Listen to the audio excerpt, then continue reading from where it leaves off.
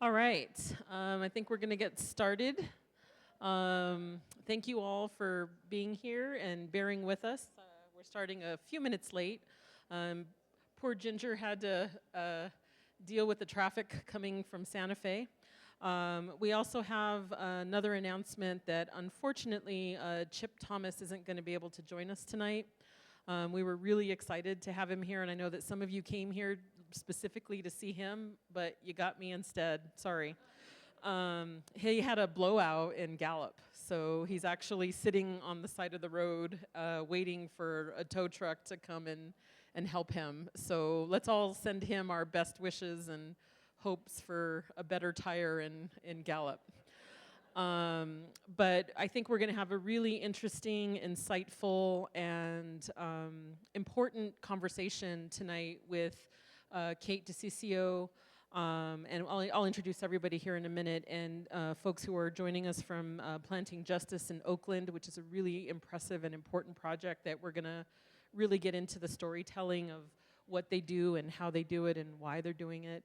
And then also Ginger, Danelle, and myself will be talking a little bit about why this project is so important to the larger Broken Boxes exhibition and catalog that we've been working together on for like 3 years. Is that crazy?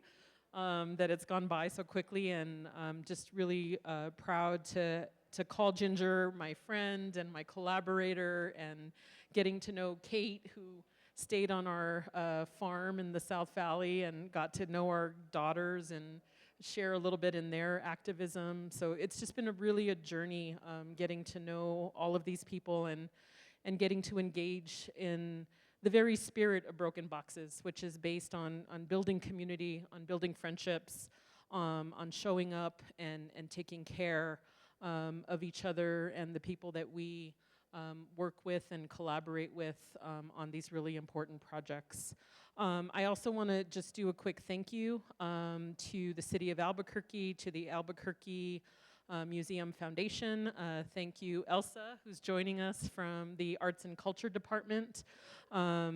It's really wonderful that we have a city that values arts and culture and supports it and funds it. So we have to thank those folks, as well as the National Endowment for the Arts and the Andy Warhol Foundation. We received 2 incredible grants that actually allowed us to pay every artist who participated in this exhibition and to also fund really exciting programs like this one. So also thank you to those national organizations who are supporting this kind of work. Anybody else I forgot to thank, Ginger? That you wanted to add to the Just thank you. list? Thank you, Josie. Thank myself. Okay, yay. All right, so Ginger, Danil, and myself, as I said, co-curated. Oh, actually, there are 2 more people that I really need to thank. William Gassaway, who I see lingering in the back, and Magali Jimenez. Where's Magali? Magali. Where is she? Everybody give her a huge hand of applause, because she has single-handedly been in contact with every artist, supporting me. She's the glue. She's the glue.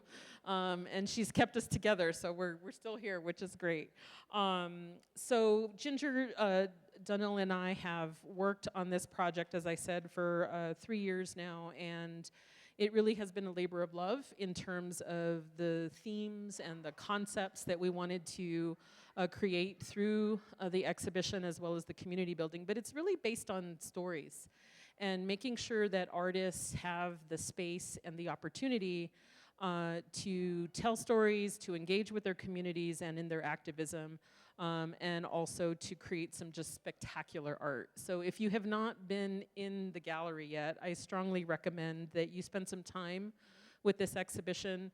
It's a really important project for our museum and for our city, and I hope you get to enjoy it. But we really wanted to create a space that not only invited you to have an experience through listening, through seeing, through reading these stories, but also having your own interaction and your own way of thinking through how we can imagine a different kind of future together?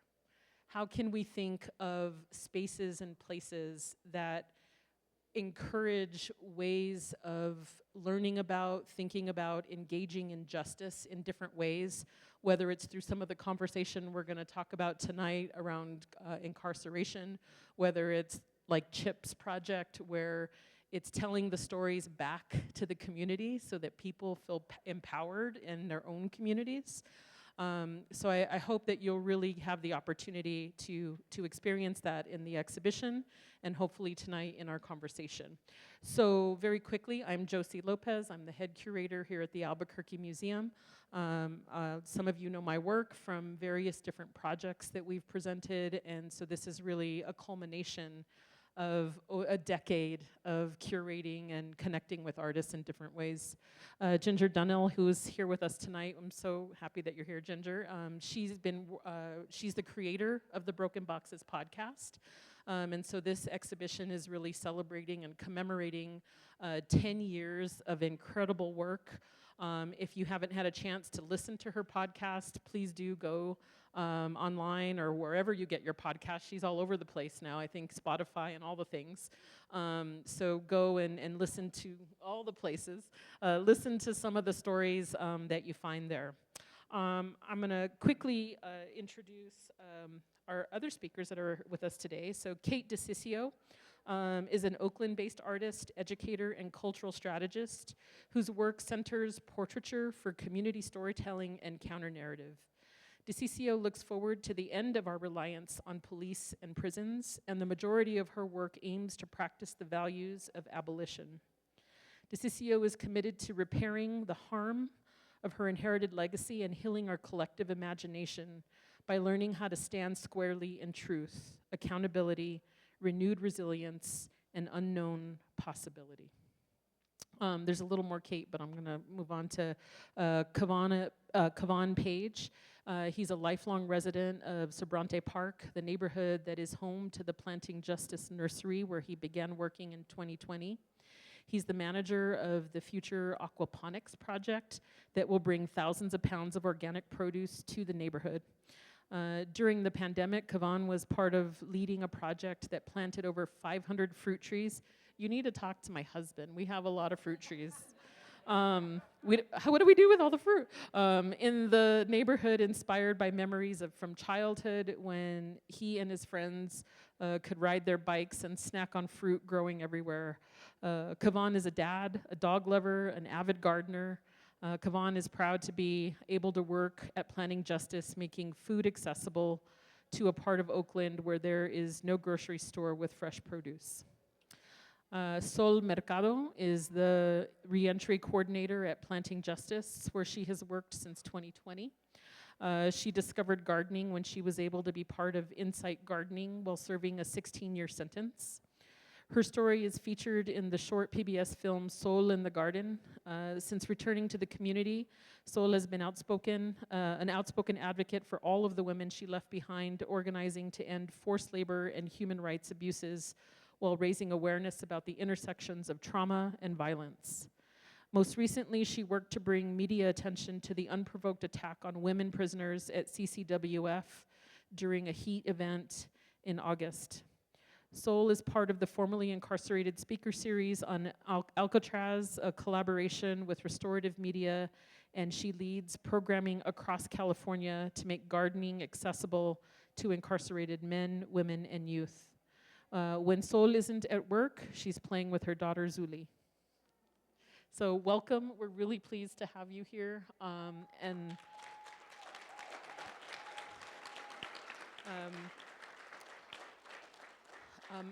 I also, just before we jump into the conversation, wanted to thank Sherry Kreider, where is she, for being here.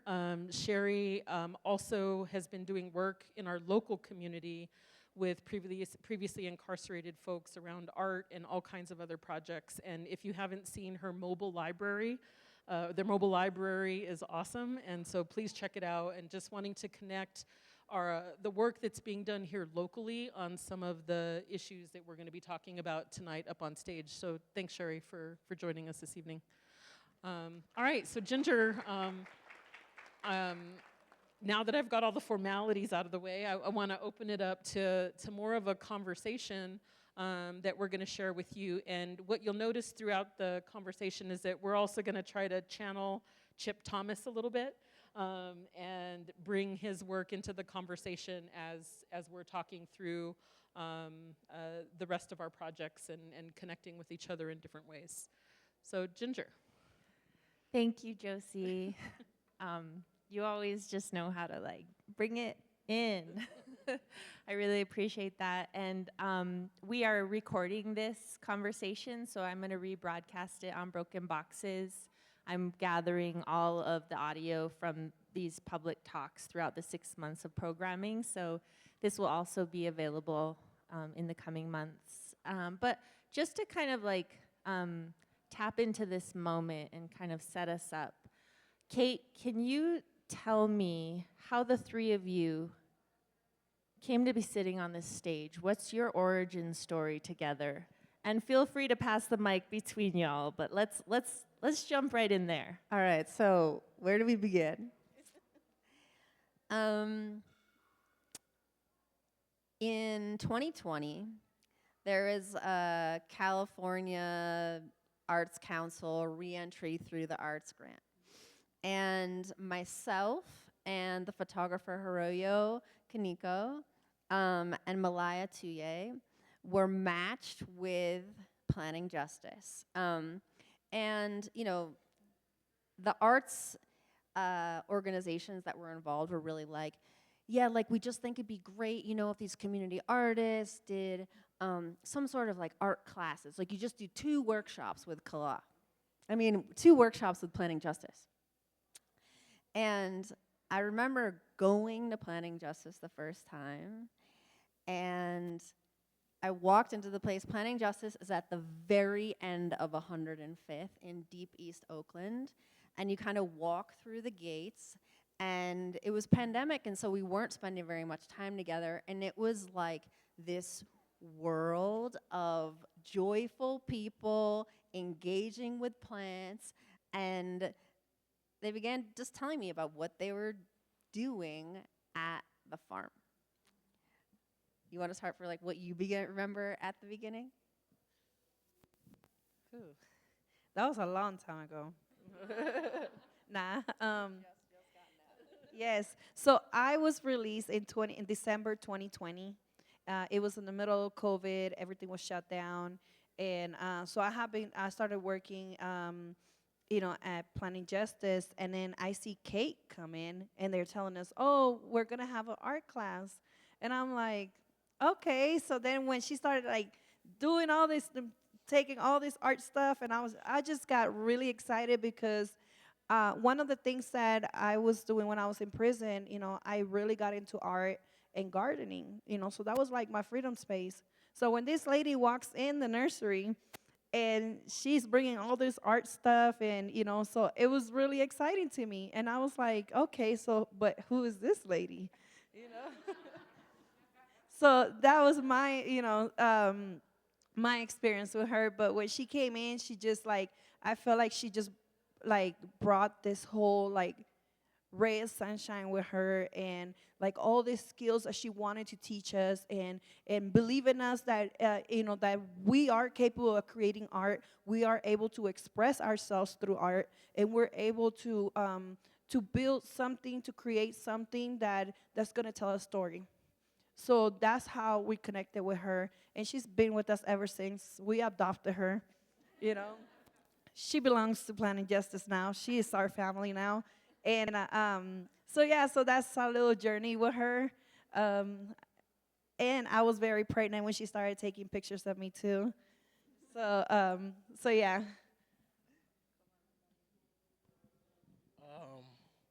I don't remember exactly when I stumbled across Kate, but I was very surprised because I actually grew up in the community where the farm. Can you guys? Oh, here we go. I got to get a little closer. So I don't remember exactly when I stumbled across Kate, but when I did, I was surprised because I don't know, probably not familiar with where this is, but it's in the back of the neighborhood of a lot of us who worked there grew up in. And we typically don't get too many Kates coming down there to come see us and actually work with us and spend time with us to show us different skills and stuff like that. So, but like so just explained, once Kate did get in there and started showing us like how to create this art and how to tell our stories through art, is what kind of opened our relationship up, because I am afraid of art until Kate got there, because I can barely write my name straight. So when people say art, I'll be like, no, I don't want no part of it. But Kate made it easy, made it comfortable, made it fun, and just brought us all together with the art. So that was my first impression of Kate. Your portraits, excuse me, your portraits are featured in Kate's piece that's in the exhibition. And how was that? You were talking about vulnerability, you know, so how was that, like having your portrait taken and seeing it transformed into artwork, and like what was your part in Kate's process? Well, I know for me, Kate had to walk me through a lot of this, like step by step by step. She was very patient, because I'm a little crazy and I talk a lot and make a lot of stupid jokes, and Kate just stood there with me. But I think the biggest part about it that was kind of weird for me was like me looking at me, because they look so real. And it was even to a point where I took mine home and I put it on the porch, and I saw my buddy in my camera talking to the portrait. And so I called him and I said, "Who are you talking to out there?" He said, "That's not you on the porch." "No, you're talking to a portrait." And he walked up on the porch and said, "Man, I need one of those." And so he's going to be looking for Kate. For me, it was the same. It was looking at it was the whole process of cutting everything out. But then when the final product, when with the final spray paint, when she pulled it out, I was like, "What is this?" Like, it looks just like me. And and I was like, I was shocked, because like I was like, "Oh my God, I got a twin now," But that's the thing that really impressed me, to be able to. I'd never seen art like that done with stencil and spray paint, and that to me was very impressive. And for us here at the museum, it's actually been really powerful to look at your portraits and to share the stories that Kate has shared with us and our staff. Kate got to know one of our staff members really well, and he actually has relayed the stories back to me as well.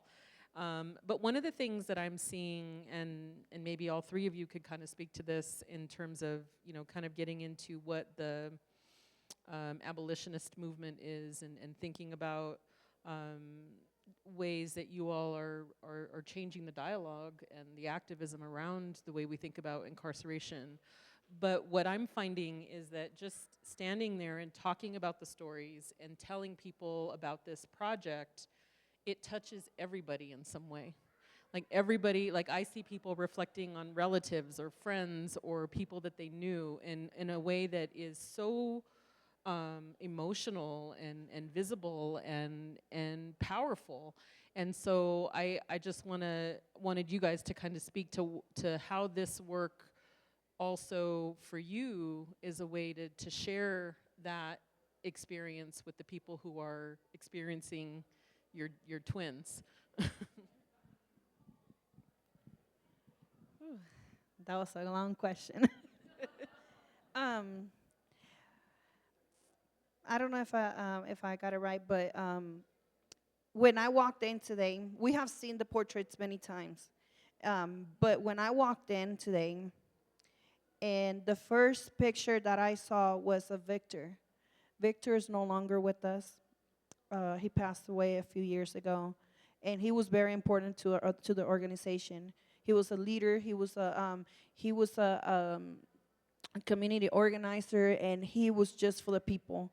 And his loss hit a lot of people really hard, and so it was very emotional for me to come in and see the portraits, and then seeing another staff member that passed away too, and but the beauty of it was his picture and then his two sons in the front, and I was like, wow, you know, the legacy that keeps going and that continues, and all the work that these people put in, and that it keeps going, you know.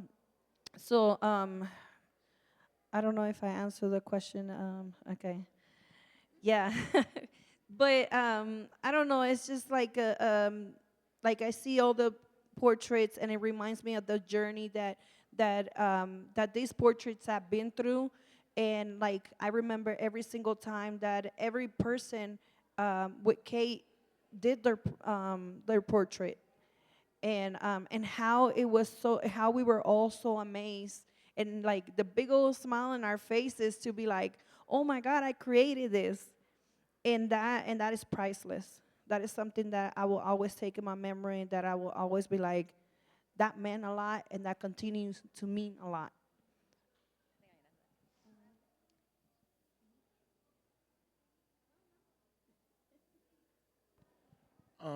I think for me, like Soul just said, like seeing like Senior and Victor is a big one to just see their faces up there and that they're no longer with us. But I think the biggest part with those portraits and just this art and planted justice in general, like if you Google our neighborhood, you're gonna get a bunch of bad.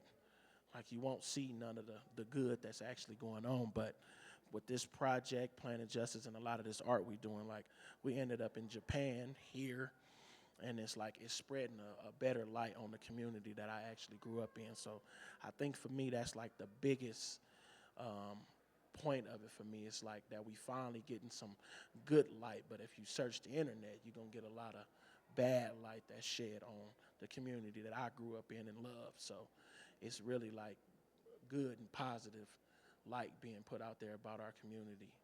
So I think that's the biggest one for me too.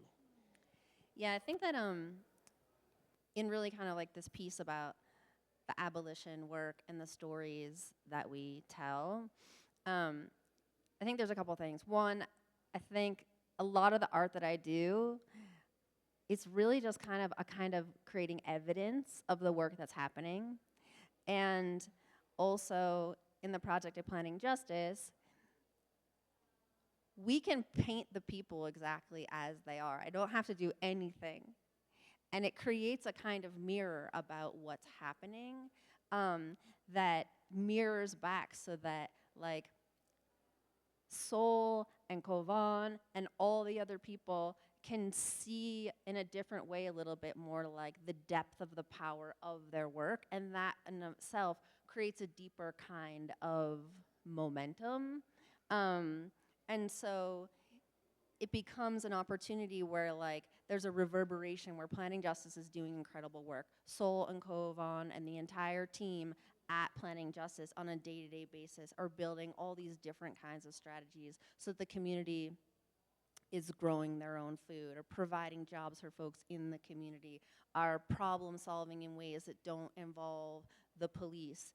But the storytelling piece just adds like a deeper level of transformation and also affirmation that's deeply important, because the day-to-day work is hard. Like I was at Planning Justice yesterday working on a portrait with someone, and like the whole rest of everybody else was literally moving rocks and dragging olive trees from like one side of the farm to the others because they're building a new shade structure. And like that's not like, oh yeah, we feel like we're changing the world and ending incarceration. It feels like we're dragging rocks around the farm right now.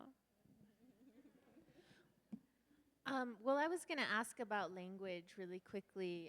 I know that there's a lot of terms that you use in your practice that, I mean, it's interesting when it comes to the people who are experiencing these systems. Like, has it been for you to have new language to talk about being empowered in the spaces that you're inhabiting, talk about your communities, talk about where you are now? Like, have you been able to, like, learn a little bit deeper into how to maybe protect and maintain your freedom in spaces now that you've been working through Planted Justice?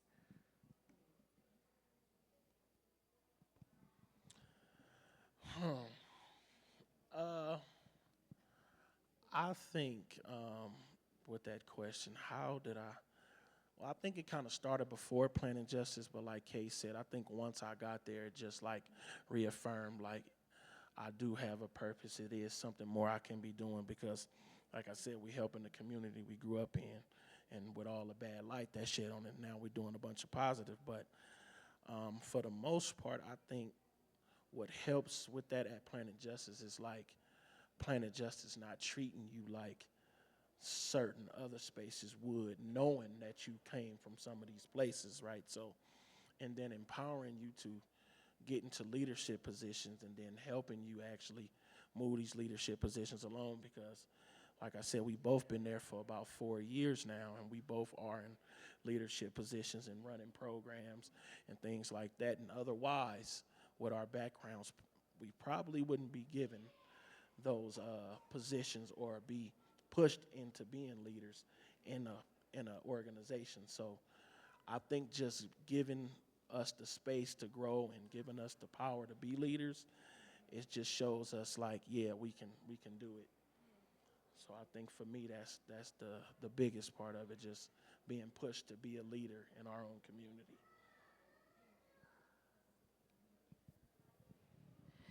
For me, sorry, I am so loud. For me, I feel like my journey started when I was in prison. My journey started when I decided to seek healing and change my way of thinking and change the way that I saw life and healing from that trauma.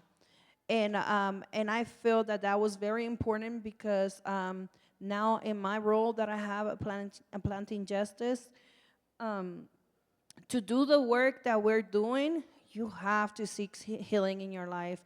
You have to change your way of thinking. You can't be coming and doing this work and one foot in and one foot out. So I feel that my journey started while I was in prison because, and I had the years of rehabilitation and seeking groups and therapy and doing all these things and learning how to connect plants and art with my healing journey.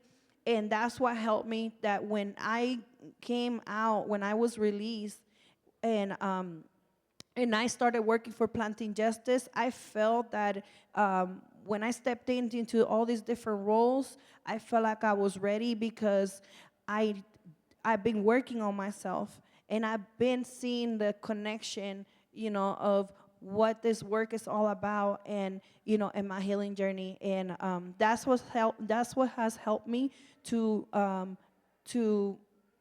get new ideas, because if you see me on a daily life, I'm always on the go. Like sometimes when Kate comes and she's trying to talk to me, and I'm like, Kate, walk and talk, because, and we're constantly on meetings, we're constantly doing things because, it requires a lot, but it also, the beauty of being in Planning Justice is that when you have ideas and when you get encouraged to be in leadership positions, it doesn't matter if you're formally incarcerated or not. And so when you have all these ideas, you propose it and let's get them done. And that's how we've been able to open so many doors and trying different things. And then, and like we never imagined we will be sitting here right now. Like I never imagined in a million years, like that I was sitting in a prison cell and now today I'm sitting here.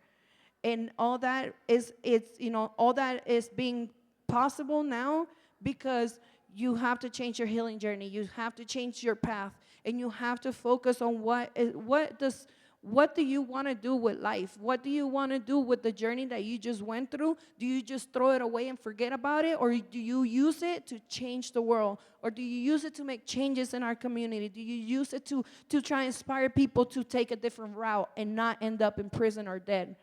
And so I feel that for me, like being in Planning Justice, that's what it did for me. I've been home almost 4 years, and out of a 16-year sentence, and one thing that we didn't share, I was never supposed to get out. I was facing a death penalty case for 5 years. I went in at the age of 19, and I thought I was never going to go home. And one of the things that, too, that when I got sentenced to prison, I was told that I was going to get out in a pine box. So, so that's how I live my life today with purpose. I feel blessed in every stage of my life, and the work that I'm doing, I take it very serious because I know I wasn't supposed to get out. Because I know that according to society, according to the criminal justice system, I wasn't supposed to get a second chance. But this is what I'm doing with my second chance today.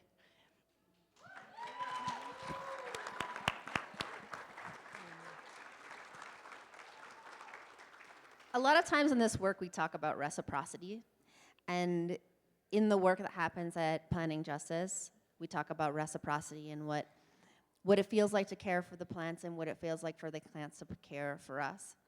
And there's another kind of reciprocity that I really think about in the work that I get to do, and that I get to be in close relationship with formerly incarcerated people who have experiences and perspectives and have really transformed in ways that are beyond our wildest dreams as non-incarcerated people who have not been in such proximity to the horrors of the prison system. And so my superpower is that I understand my gift of capacity in storytelling and using portraiture and hands-on activities to inspire like our deep down creativity that's been squashed by these systems.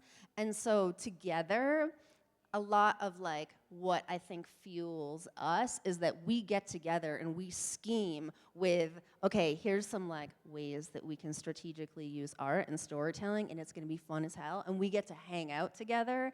And that, I think, is another kind of reciprocity that really like drives the power of our work, so that what goes on for so long is like, and I really encourage artists and communities that to be able to work together for a long time, develop those deep, intimate relationships, cracks open a whole new other kind of possibility. Because once you're drunk on how fun it is to make together, you just keep scheming on more and more things that you can make, and the story, the relationship, the possibility, it all changes, and you're in deeper commitments with each other. And here, like, we're in deeper commitments to the community. We're thinking bigger about how much produce we can make. We were thinking bigger about, different ways to heal the land and engage the neighborhood. And, I think that the person who's not here is the most incredible example of like a long-term commitment of care and possibility, and that's Chip. I think for me, always like when I think of like who's another artist, it's kind of a mentor of like, go all in and you just stay and see what's possible. Chip Thomas. And he showed up to Navajo Nation with a commitment post-med school, and he stayed and fell in love. And then, beyond being a doctor, he had this superpower of knowing how to tell stories with film. And we talk about this at Planning Justice all the time. Portraits get better and better at Planning Justice the longer we know each other, because we're more comfortable with one another. Chip's portraits, there's no other man on the earth who could tell the story the way that he does, because he's walked with such intimacy on Navajo Nation, the community where he lives. Chip invited me out to the res a couple of times, and I feel like in some ways that I've really been able to see Chip Thomas is when he's not in the room, and I stop at roadside stands or like was collaborating with people. And they're like, how are you staying here? Like, where are you staying? I'm like, oh, I'm at Chip Thomas's house. Our famous doctor? And then, they tell me the story about how much they adore him, how much the community adore him. Why? Because they didn't make him feel any kind of stigmatized way about their bodies. And he could show up and tell him the truth. And he was there to solve problems in ways that, like, felt familial and felt safe. And I think that, like, his work reflects all of that. And so, and he'll tell you that when Chip talks about his work, he talks about how so much of what he saw as Sikhs is to show the love back that he was shown as a doctor who showed up as a young person on Navajo Nation and stayed for 36 years. So, I think that in this kind of community work, as we're unpacking the many layers of reciprocity, as artists, we get to birth new possibility through art, and that comes through relationship, which is tremendously powerful and healing and fun. And for those of you that don't know Chip Thomas's work, he's been doing these incredible photo murals, like you see right behind us on the wall there, in the Navajo Nation, where he's wheat pasted these incredible portraits of the community in the community. So again, using art to speak to the people who live there, in the same way that you all are talking about this artwork speaking to your community in a very specific way. That's the kind of work that Chip is doing. And I think maybe I'm gonna ask you a question, Ginger, because I think this gets to the crux of why this exhibit, like why this project, why are we bringing this group of individuals together?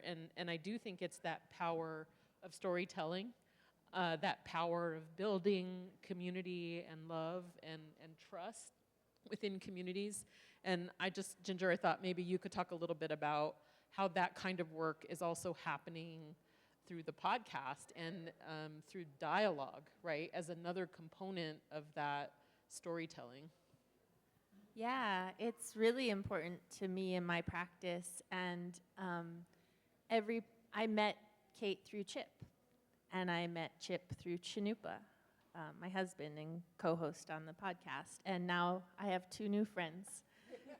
So there's an evolution in community building through art that's addictive, and it's like you get to see each other's soul a little bit, each other's spirit, and there's integrity intertwined in the relationship that it doesn't always happen in the way that our society is structured around. Like, we live in a capitalist society, you know, and it's transactional. So when you go into spaces of like community building through reciprocity and through art making, there's a vulnerability and there's a seeing that right away you like embark on a journey together, and you're kind of life buddies after that.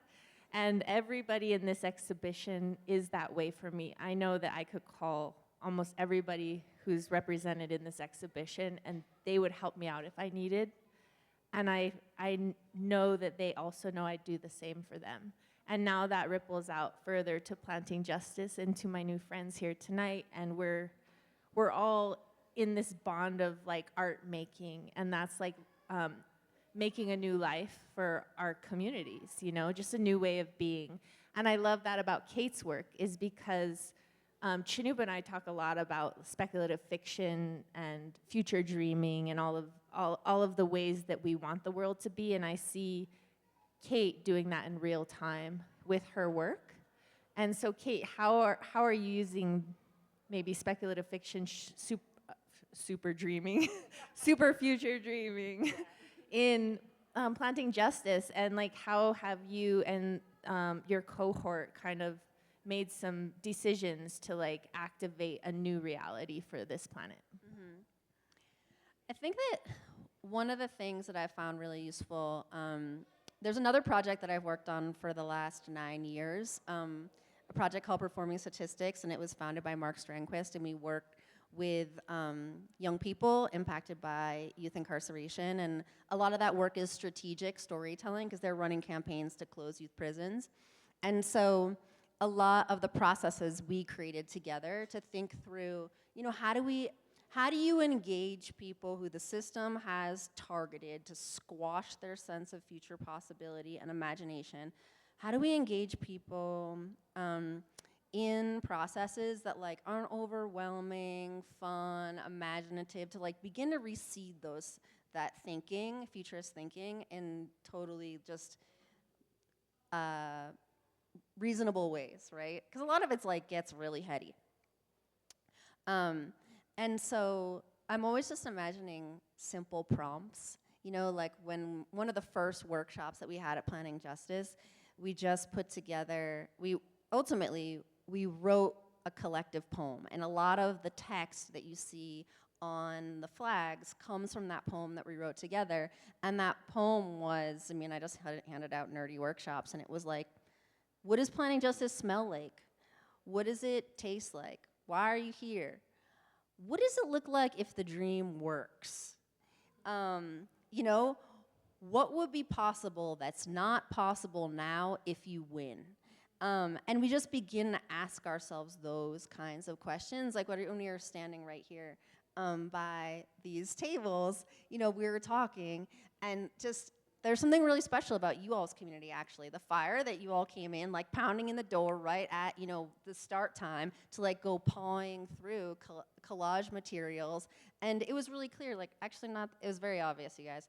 This is not the first time for like that many of you. It was obvious, like you went right to the table, got your materials, sat down, and like it was on. Like it's obvious that this community understands that feels good, that it's meaningful, you know. And so we were kind of standing at the side laughing at you all about how like on it was, but also saying, you know, like if in every city third Thursday, you know, people showed up and were on for whatever the museum hosted in like their city, like we'd have a different world.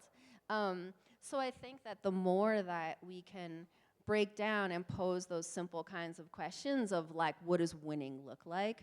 And with young people, we'll ask questions like, what are the qualities of youth power? We're talking about, you know, one of the big, you know, messages we created with New Jersey Youth was like, put youth in power, not prison.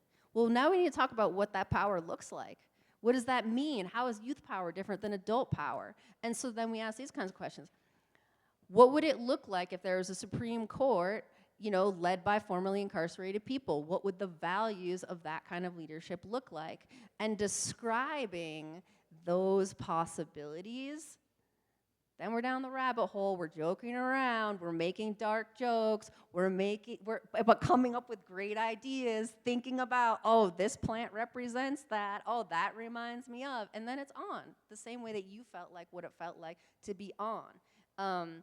And that's how we heal our imagination. It's together, it's usually with food, but to just begin to ask ourselves those kinds of questions. And when we start asking ourselves those questions, then we think of more kinds of fun questions to ask ourselves. And I think that idea of questioning, I just want to kind of bring Chip back in again in terms of the way that his practice works is he also is collaborating in really interesting ways with the community. His photographs, again, are reflecting the story back to the community, but he's also collaborating with people like Sabrina Manygoats, who basically created the beads that you see hanging in front of the mural. And she's been doing this incredibly deep research around nuclear energy and the impacts of nuclear energy here in New Mexico.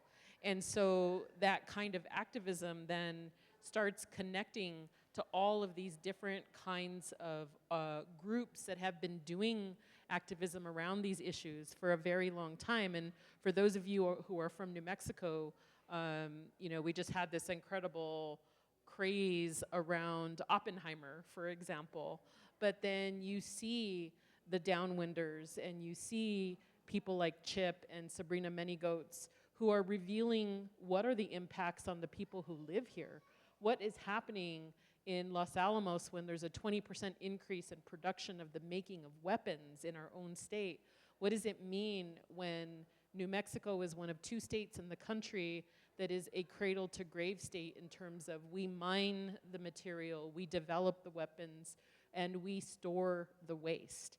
And so in addition to asking these questions about future dreaming and thinking about what can be, it's also revealing what's happening right now, whether it's what's happening in the prison system, whether it's what's happening in terms of our state, in terms of the environment and nuclear energy and how that impacts the people who live here.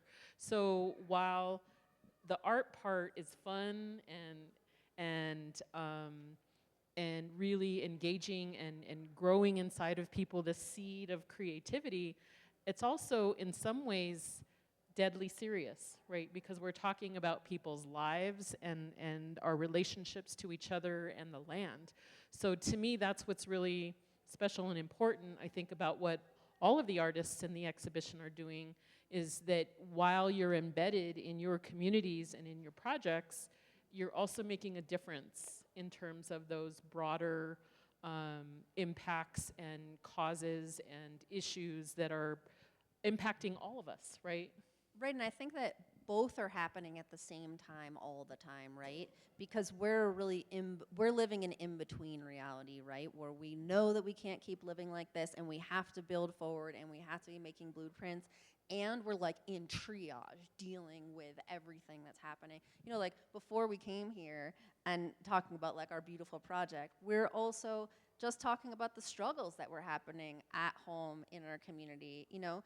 And these things happen simultaneously. So I think also some of the anecdotes of and some of the ways that we deal with the truth that's really hard and in front of us is also by dreaming forward towards new realities. And speaking of forward, I think that we're going to head into a Q&A soon, but before we do, I have a question that I like to ask at the end of my podcast, and I really want to ask it to all three of you, but particularly my new friends here. So I always ask, like, what is a piece of advice or like a tool for the toolkit for maybe somebody who's a few steps behind you that you wish somebody would have told to you that you could pass along. This podcast goes all over the world, so maybe people who might be going through a struggle that you've gone through that you could just share forward. And then Kate. I think the biggest thing for me that was told to me was like just being in that neighborhood and just all the stuff that going around us is somebody told me, for one, don't let the circumstances what's going around you shape you, and for two, it's all about your perception about how you deal and think about what's going on around you, and then using that to fuel where you want to go and not leave you stuck where you at. So I think that was the biggest thing somebody told me, and once I started kind of using it and thinking differently about what was going on and just stop complaining and actually doing the things that I needed to do to make my situation better, I saw and I see life and what's going on around me through a different lens. So if I had to tell anybody, I think that's it.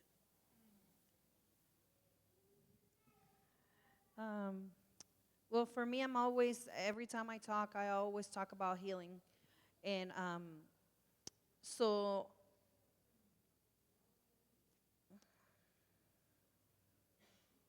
in my journey, because I had a long, very long journey of painful trauma and painful things that have happened in my life, I did not let that define me.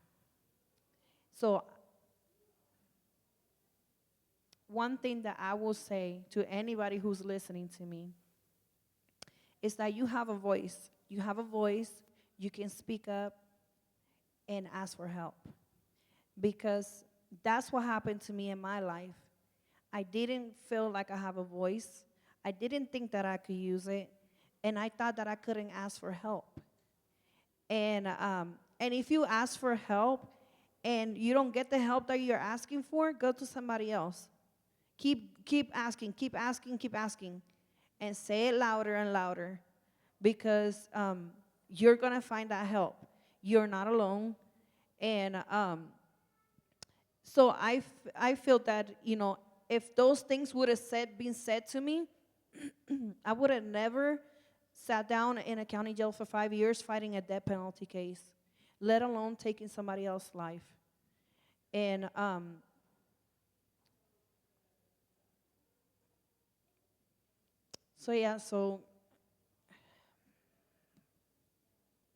and don't let, because one of the biggest things that happened in my life, because I had all that stuff going on, I listened to the wrong people. You know, sometimes when you surround yourself with people that encourage you to do bad things, you listen to them more than you listen to people that tell you to do good things. So I have more negative influences in my life that kind of shape my thoughts and my behavior and all that stuff, and I listen to them. And that completely ruined my life. So that what I will say is use that voice, speak up, and use the circumstances that you went through for something good. Because if I wouldn't have changed my life and changed my thinking and everything and healed from the traumas, and still till this day I'm still working through those traumas because I'm always going to be a work in progress. That's another thing. We don't completely get fixed. We are a work in progress. And, so people sometimes they need to hear that because, they don't realize that that's what's going on in their life, or that's what they don't understand that. And, so you need to learn that, you need to remember that you're not perfect, you're in progress. And use those circumstances, like I said, to change it for something good, to make change, like how I use my circumstances, I use them to help shape laws. I go and sit in the Capitol with the legislators, and I share my story very raw with them about what I went through in my incarceration and in my childhood, because that's how we shape laws. That's how we change these very rigid laws that we have that give people 100 years, 200 years in prison without even looking at their trauma, without even looking at the things that were going on in their life and the environment that they were in, that maybe they were raised in that environment and they didn't know anything else. And how we, and you also using those circumstances to help reach out to people, to help people come more together, to bring new ideas, to come together as a community. It doesn't matter what color you are, where you're from. Let's come together and let's build something new. Let's come together and do something different. Let's not continue the generational trauma that our ancestors pass on to us, like the laws that they made back then that they think that they still work today. No. The generational traumas from our parents, from our neighbors, from anybody else, let's get together and build something new. And let's move forward for that.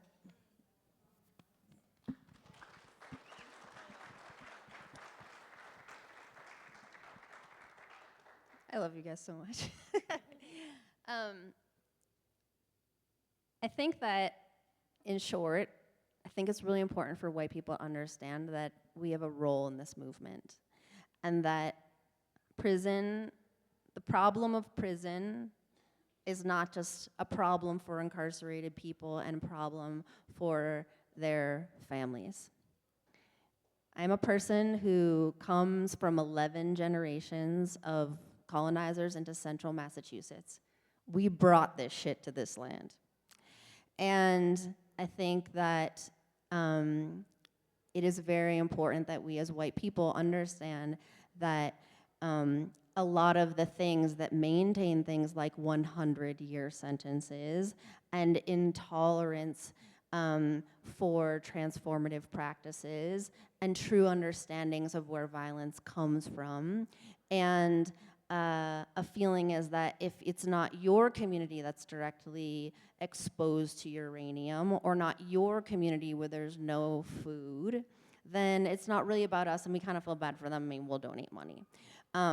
But this is very much all of our, there's no space where there's a prison and there's not the people who created the prison, who ran the prison, benefited from the prison, had the private contracts from the prison. This is our problem too, and it needs to be us who walk towards our shit that is going to end these things, because this stuff is about the unresolved things inside us too. It's about our colonized minds, it's about our colonized bodies, it's about our complete terror that if we walk through the emptiness that we feel inside, because actually we have no business being on this land, that we might break because we're white-knuckling, holding on to like, we're good white people, we're really trying to do the right thing, and aren't we philanthropic people who are altruistically just trying to make the next right decision? So we need to get in the room with some other white people who we feel really comfortable with, being naked in our pain and unpacking the cop inside of us, the colonizer inside of us, our wild control stuff that gives us, that where so much of that anxiety comes from. We need to exhale in ways that are good for all of us and will enable us to be in resilient relationships where we can really be in community and build towards worlds where prison and police no longer exist. And we're thankful. Like, trust me, when we close all the prisons and we end all the policing and, we give all the land back and there's reparations, it will be better for white people than everyone else. Trust me. It will heal us in a way that we can't imagine yet. Like futurist thinking, white people, reparations, and land back is gonna be amazing for us. So this is the kind of work that we need to do on ourselves, though. And there's a deep place for us in these movements.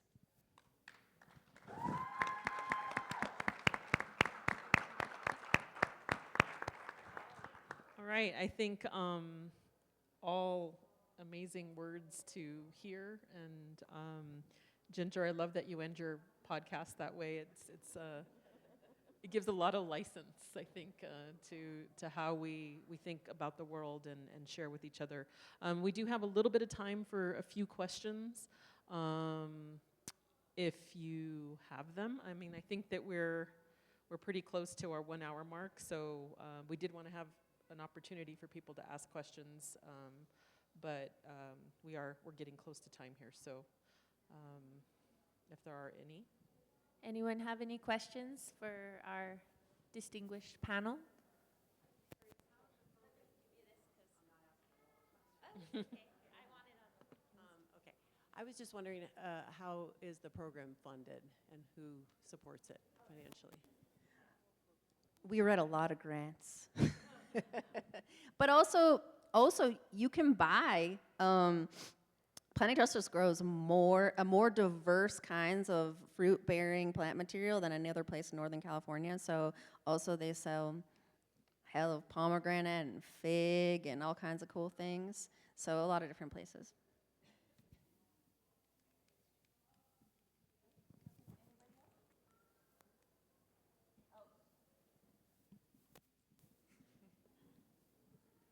In my readings about your work, I saw something about Oaxaca, and I'm wondering what the connection is with you and Oaxaca.